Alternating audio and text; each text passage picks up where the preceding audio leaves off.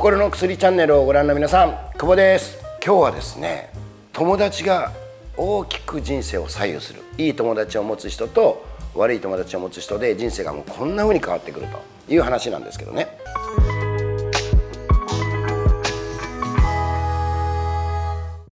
イエス・キリストが友達は第二の自分であるって言ってますね。その人をどんな人か知りたかったら友達見たら分かるっていう、よく接待ってありますよね。お酒を飲んだらその人の本性が出てくると、本当のその人の実像が見えるってことなんでね。例えばですね、友達が一人いて、その友達が外車に乗ってるとすると、その人の友達も外車に乗ってて、その人の友達も外車に乗ってて、聞いてみたらみんな友達外車に乗ってるとかですね。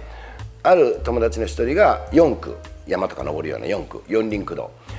の車乗ってたら、友達が来たらその人も四輪駆動乗ってる、でその友達も四輪駆動乗ってるっていう、自分の人生は友達によって構成されるというか、友達が引き寄せるっていうか引きずるっていうかな。例えば賭け事をする人いますよね、男性で。その人の友達見てください。ほぼ賭け事しますよ。どんな友達と付き合っていくかっていうのが非常に自分の人生に影響する。だからキリストは友達は第二の自分である。もうまさにその通りですね。僕美容師やってるでしょ。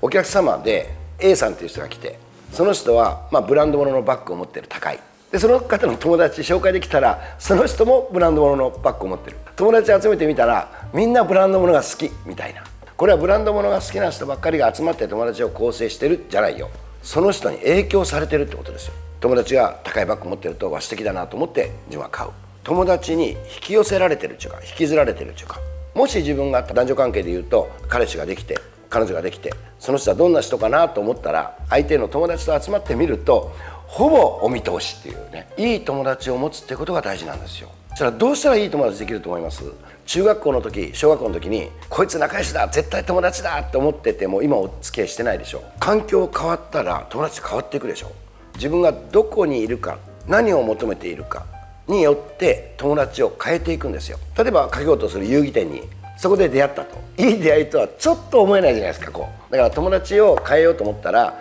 自分の身をどこに置くかが大事だっていうことですよ。熊本で僕も62歳なんで、なんとなく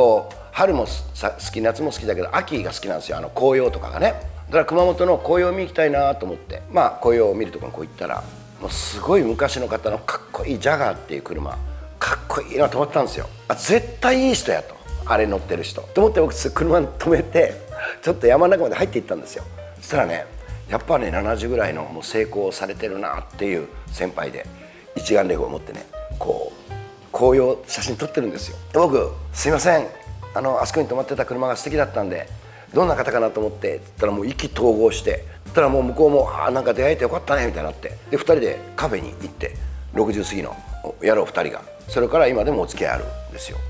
中学校の時に一生付き合うぞと思っても、その2人が社会人になって、こっち側はものすごくお客様相手の仕事をしてて、この人は全然関係ない仕事をしてると話が合わなくなるでしょ。やっぱステージが変わってくるわけですね。それとか会話の内容が変わってくるわけですよ。前向きに働いてる人と後ろ向きに働いてる人が会った時に、後ろ向きな人が自分の会社の文句、上司の文句ずっと聞いてたら一生入れないですもん。だからそういう人ばっかりが集まってくるっていうことですね。いい友達を持とう。いい友達を持ったらいい人生になっていく。そんな話が皆さんに伝えられたらいいな。皆さんも自分の友達をちょっと一回何人か集めてよく見てみたらどうですか。自分が見えますよ。またお会いしましょう。さよなら。